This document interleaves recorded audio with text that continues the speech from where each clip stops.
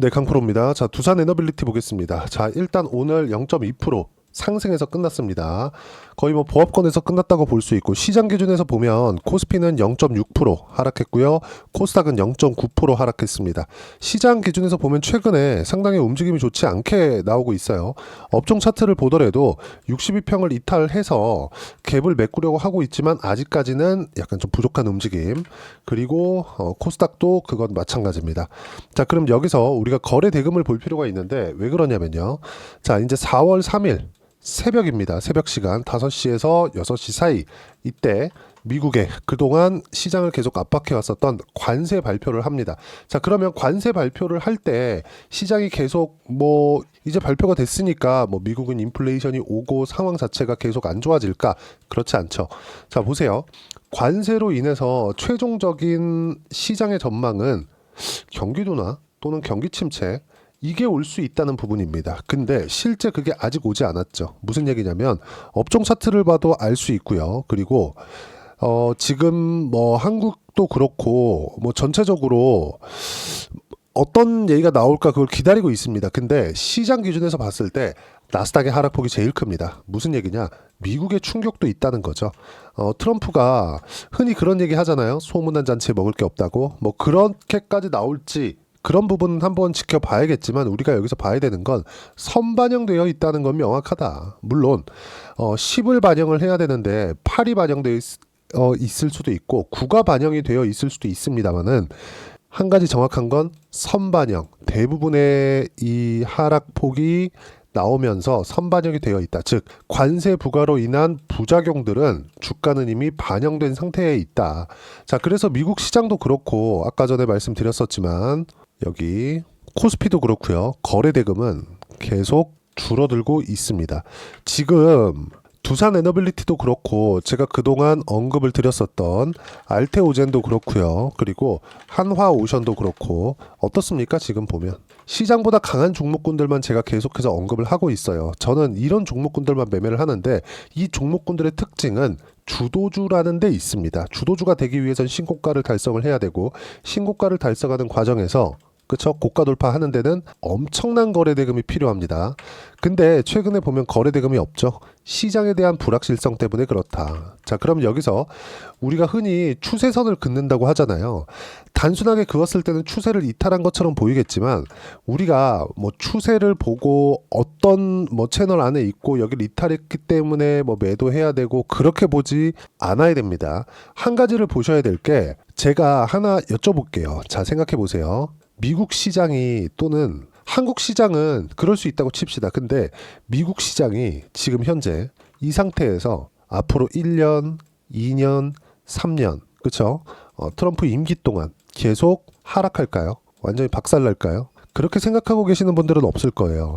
미국 시장, 즉 나스닥에 상장되어 있는 기업들은 엔비디아를 포함해서 애플, 테슬라, 뭐 테슬라는 약간 조금 요즘에 들어서는 성장주이긴 하죠. 근데 기술 혁신 기업이라고 보기에는 약간 애매한 부분이 있죠. 물론 뭐 자율주행도 그렇고 AI 쪽이나 로봇까지 포함해서 전체적으로 그쵸, 기술 혁신을 이끌어 가고는 있지만, 요즘 들어서는 약간 조금 테슬라 제조업 이렇게 보는 부분이 있기 때문에 테슬라는 뺀다고 하더라도 규모 자체가 나스닥에서 우리가 이름만 대면 알만한 기업들 있죠. 애플, 엔비디아 이런 기업들하고는 사실상 이익률 자체가 게임이 안 됩니다.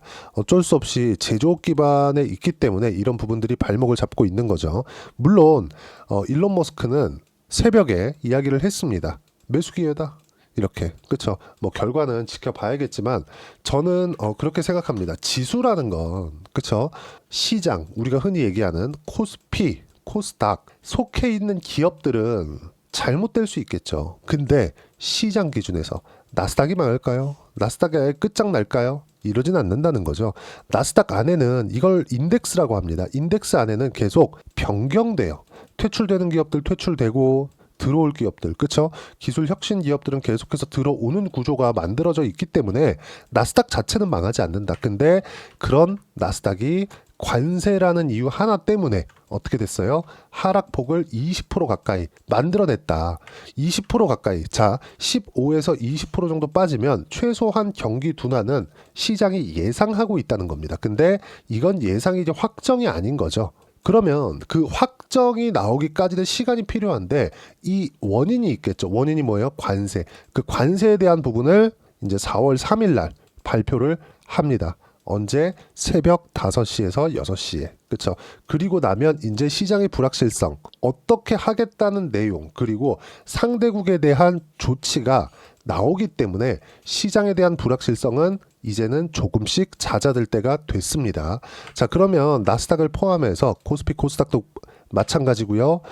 두산 에너빌리티, 그리고 그동안 제가 말씀드렸었던 알테오젠, 하나오션, 이 모든 종목군들이 어떻습니까? 지금 거래대금이 바닥이에요. 불확실성이 해소될 때까지 이런 거래대금에 약간 조금 풀리는 부분, 이런 부분들이 아직 없었지만 내일부터는 그게 풀릴 수 있다. 그리고 추세 기준에서 보더라도 시장보다는 월등히 강하다는 걸 우리가 볼 수 있죠. 최소한 62평에 걸려있는 두산 에너빌리티이기는 하지만 우리가 이걸 보자고요. 시장의 지금 추세를 보면 어떻습니까?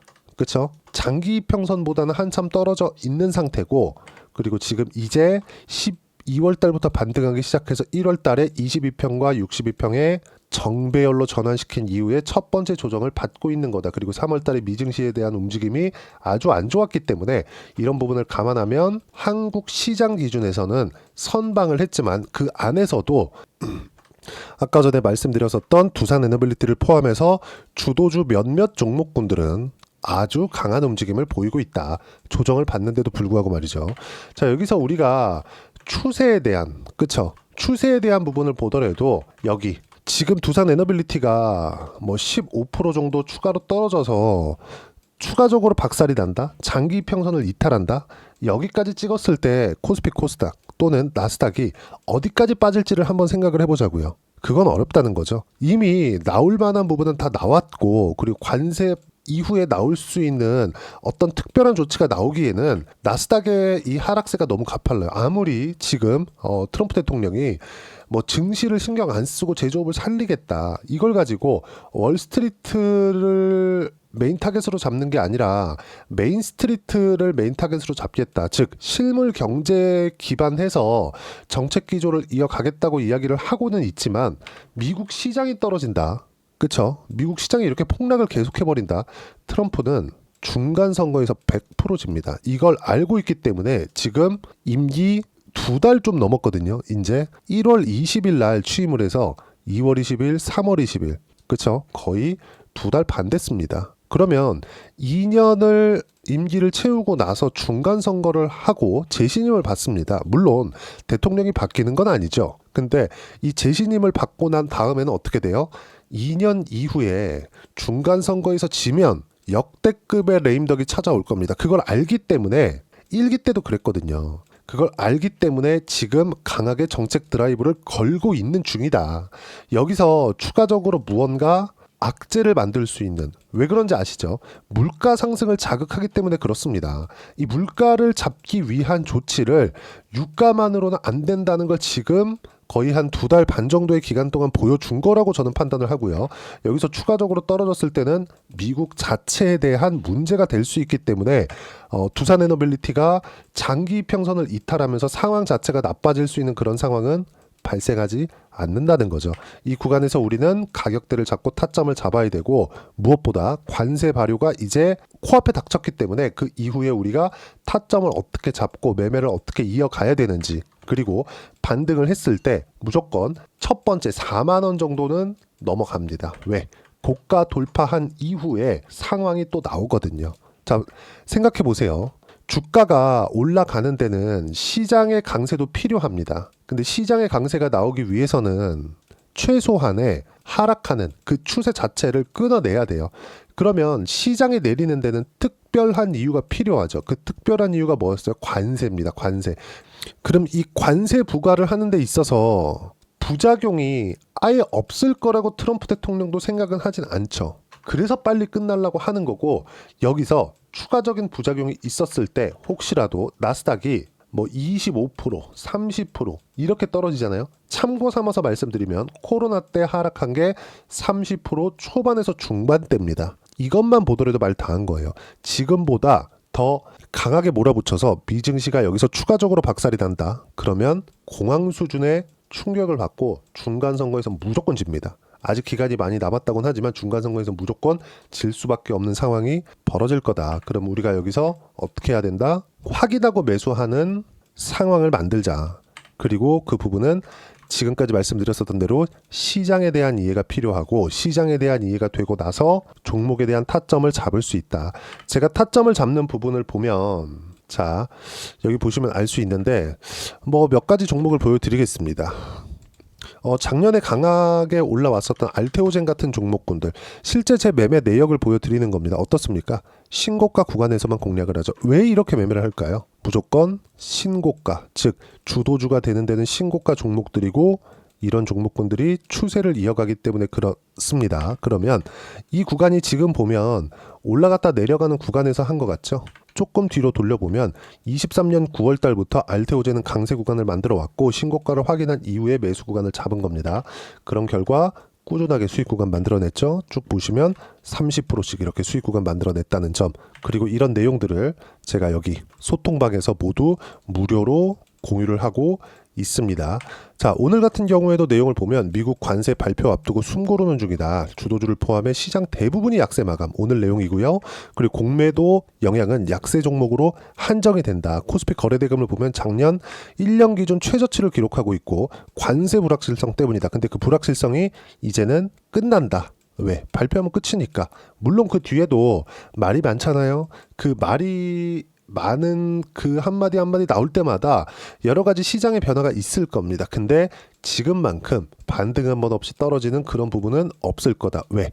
두산에너빌리티도 올라가기 위해서는 아까 전에 제가 보여드린 내용인데 다른 거 한번 보시면 자, 제가 계속 확인하고 매수를 한단 말이죠. 여기 확인하고 매수를 하더라도 지금 가격이 언제예요? 첫 번째 매수한 가격대에서 크게 벗어나지 않는다는 거죠.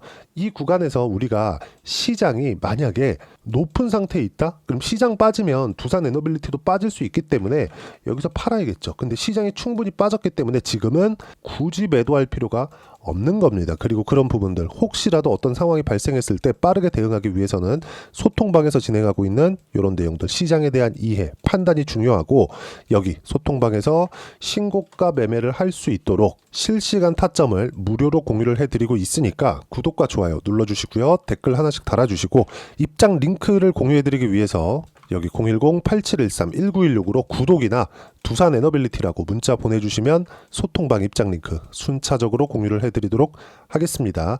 자, 항상 제가 소통방에서 진행하는 내용들 그리고 시장 관련된 이야기들을 하는데 시장에서 진행하는 즉 소통방에서 진행하는 내용을 그대로 따라 있을 때 어느 정도까지 수익을 볼 수 있는지 아까 전에 제가 시장보다 강한 종목군들이라고 말씀드렸고 주도주에 대해서 구분을 지어드렸죠. 소통방에서도 이렇게 이야기를 했습니다. 조선주, 바이오, 원전, 방산 이 안에서만 매매를 해야 된다. 물론 원전은 두산에너빌리티에 한정됩니다. 지금은. 자, 내용 한번 볼게요. 조선은 뭐가 있죠? 한화오션.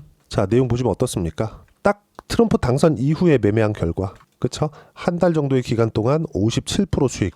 2월 달에 매도했죠? S가 매도입니다. 그리고 나서 똑같은 조선주, 삼성중공업을 공략한 결과 매도했고 17%의 수익 구간. 이런 정도의 수익 구간이 나온다는 거죠. 근데 모두 다 신고가 구간에서 매매를 했다는 점. 자, 과거에 있는 움직임을 보더라도 저는 항상 신고가 구간에 있는 종목군들만 매매를 했고 예를 들어서 그렇습니다. 반도체가 강할 때 뭐 자람 테크놀로지나 이런 종목군들 보면 어때요? 그쵸? 75%. 3거래일 걸렸죠? 여전히 신고가 종목군들이고요. 그리고 뭐 DI나 이런 종목군들을 보더라도 어때요?